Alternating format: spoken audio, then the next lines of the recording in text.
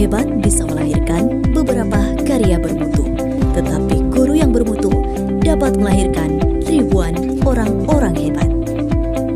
Selamat datang di IAIN Parepare, satu-satunya kampus negeri Islam yang ada di kota Parepare.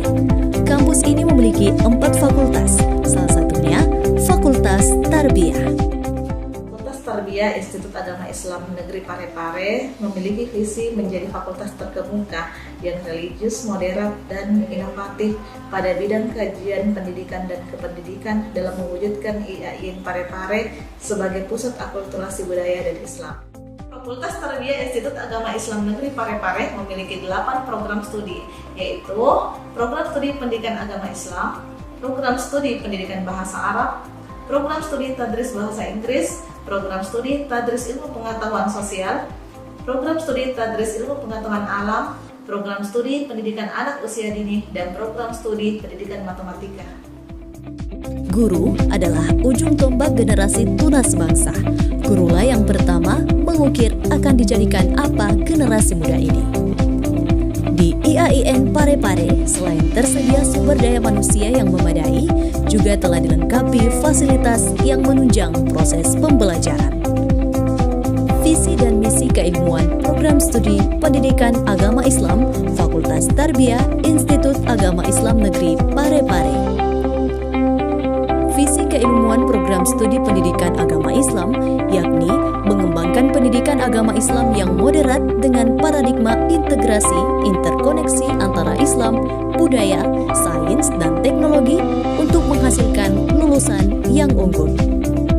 Keilmuan program studi pendidikan agama Islam 1. Menghasilkan pendidik praktisi pendidikan agama Islam yang unggul dengan berparadigma integrasi interkoneksi yang selaras dengan perkembangan teknologi informasi berbasis akulturasi Islam dan budaya.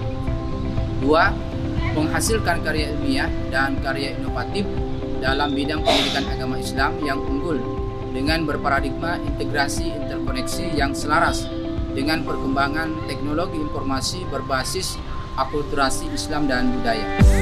3. Menghasilkan pengembang bahan ajar pendidikan agama Islam yang unggul dengan berparadigma integrasi interkoneksi yang selaras dengan perkembangan teknologi informasi berbasis akulturasi Islam dan budaya. Mari bergabung dengan program studi pendidikan agama Islam Fakultas Tarbiyah Institut Agama Islam Negeri Parepare. Salam.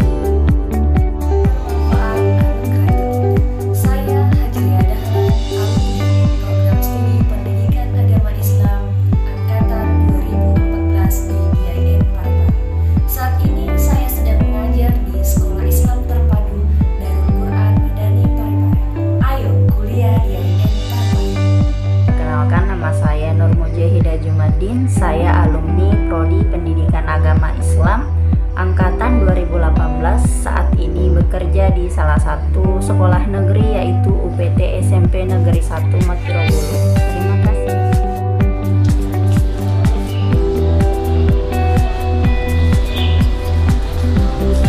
Berjuang dalam Islam, tegak dalam iman. Pendidikan merupakan pintu peradaban dunia. Pintu tersebut tidak akan terbuka kecuali dengan satu kunci, yakni seseorang atau sosok guru yang peduli dengan peradaban dunia.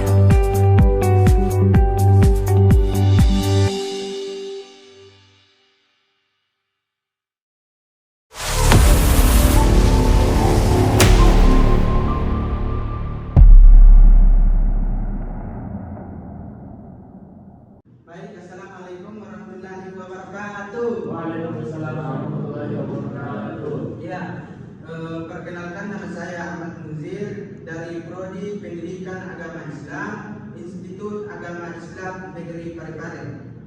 Jadi materi yang akan kita bahas yaitu pengertian hadis dan kedudukan dan fungsi hadis.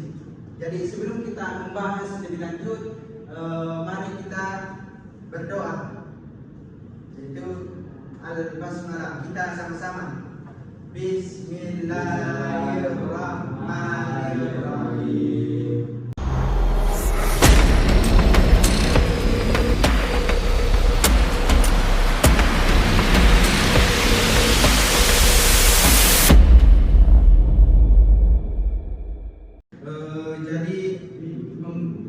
lebih lanjut mengenai pengertian hadis.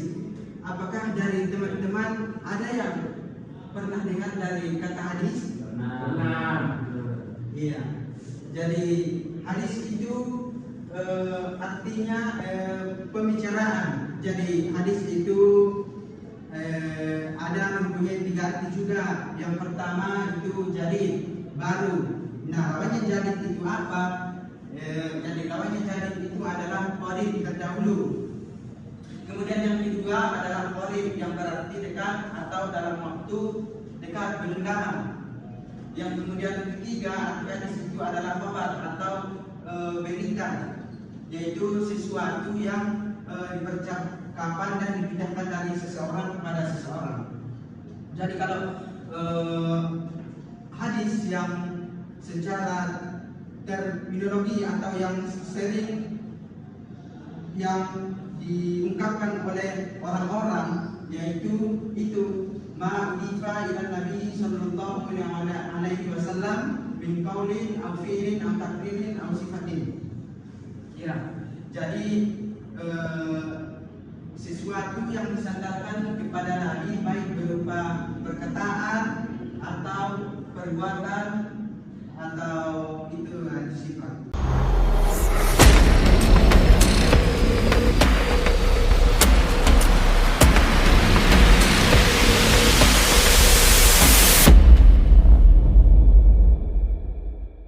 Jadi membahas mengenai kedudukan hadis dalam Islam, hukum. Kalau kita membahas mengenai hukum, itu kita mengalih kepada yang pertama adalah Al-Quran. Betul? Al-Quran. Setelah ini kedudukan hadis, setelah dalam Al-Quran itu masih ada yang kurang jelas atau ya seperti itu kurang jelas, bisa langsung hukum kedua. Hukum kedua itu apa? Hukum kedua itu adalah hadis. Seperti itu.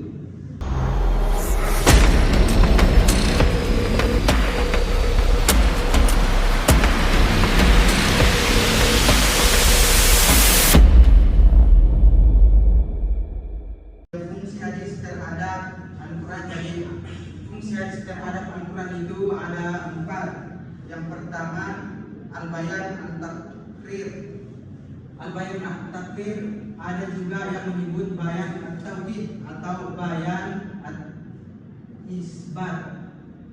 At-taqrir berarti memperkuat, mempertegas dan mendukung. Maksudnya hadis mempertegas, memperkuat dan mendukung sesuatu yang telah diungkapkan Al-Quran. Jadi itu yang seperti saya katakan tadi bahwa kalau ada yang kurang jelas dalam Al-Quran itu bisa itu tadi fungsinya ini adalah bayan taqrir.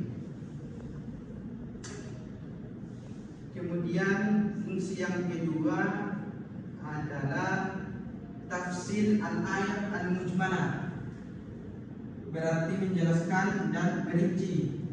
Sedangkan kata al-mujmalah berarti yang ringkas atau global. Jadi pengertian ayat yang ringkas atau global, hadis menjelaskan panjang lebar maksud kandungan ayat yang tidak terperinci.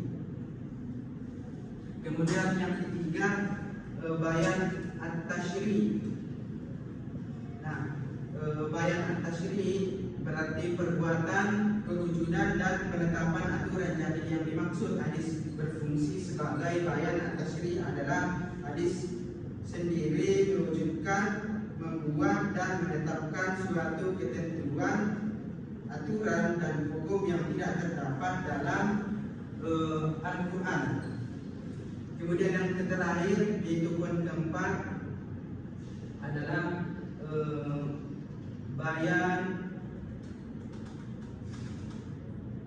bayan al-nasib.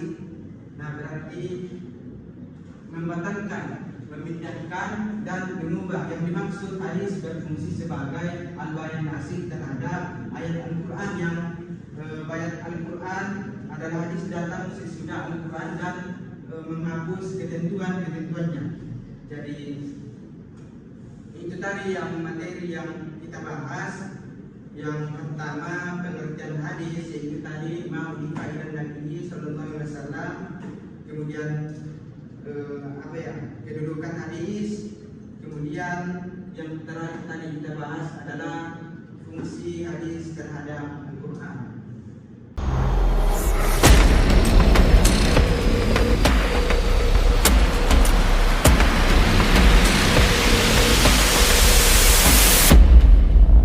Jadi setelah membahas mengenai pengertian hadis, kedudukan hadis dan fungsi hadis, saya akan mengevaluasi teman-teman sejauh mana pemahaman kalian terhadap materi yang saya jelaskan tadi. Ya, seperti itu. Jadi siapa yang tahu dari apa itu pengertian hadis? Apa itu pengertian hadis? Ya, saudara Adrian, apa itu pengertian hadis? Pengertian hadis seperti yang dijelaskan tadi, bahwa hadis ini secara bahasa ini adalah pembicaraan, dan hadis ini juga memiliki 4 arti atau makna lain. Yang pertama adalah jadid atau baru, dan yang kedua adalah qarin atau dekat. Salah maksud tiga. Nah, yang ketiga adalah khabar atau kabar yang disampaikan dari seseorang ke orang yang lain. Kemudian pengertian hadis tadi yang dijelaskan secara terminologi adalah hadis merupakan sesuatu yang disandarkan kepada Nabi Sallallahu Alaihi Wasallam, baik itu berupa perkataan, perbuatan maupun persetujuan ataupun sifat dari Nabi Sallallahu Alaihi Wasallam. Ya. Kemudian siapa yang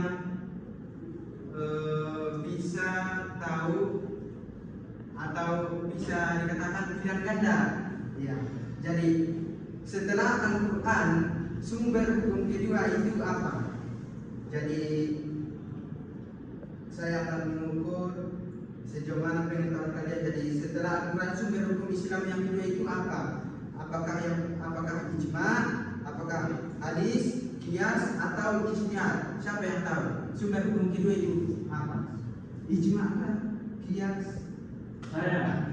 Iya, saudara Firman Islam apa? Hadis. Ya. Betul sekali. Jadi sumber hukum kedua setelah Al-Quran itu adalah hadis Rasulullah Sallallahu Alaihi Wasallam. Nah, yang terakhir, siapa yang bisa menyimpulkan mengenai fungsi hadis terhadap Al-Quran? Siapa yang bisa? Supaya saya tahu sejauh mana pengetahuan kalian mengenai fungsi hadis terhadap Al-Quran ini. Saya. Ya, saudara Firman Islam hadis. Jadi yang saya pahami dari yang kita jelaskan tadi itu ada beberapa fungsi-fungsi dari hadis. Yang pertama itu hadis itu memperkuat atau menjelaskan apa yang ada di dalam Al-Quran. Misalnya itu dalam Al-Quran dijelaskan aqimus shalah. Jangan salat, tapi dalam Al-Quran tidak dijelaskan bagaimana cara salat. Kemudian dalam hadis dijelaskan tentang bagaimana cara melaksanakan salat tersebut. Jadi hadis itu memperjelas apa yang di dalam Al-Quran. Kemudian fungsi lainnya yaitu hadis itu membawa hukum-hukum yang baru dari, misalnya hukum-hukum yang dikeluarkan oleh Nabi Muhammad SAW. Tapi itu